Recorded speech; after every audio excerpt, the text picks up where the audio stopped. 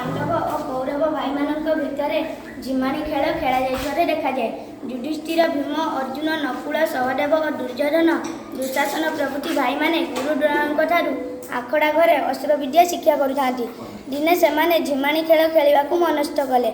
गोटे पटे पांडव 5 भाई और अन्य पटे कौरव भाई माने रहिले।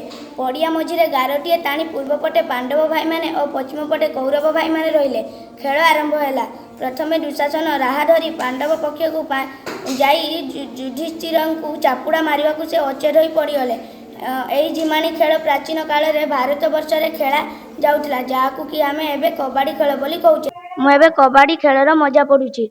मु कबाड़ी खेले, किंतु मो जेजेमा मते मते महाभारत शुणाइथिले।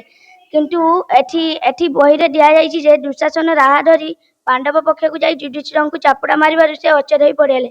या भूल सार आमकू सत कथा पढ़ाइछथि।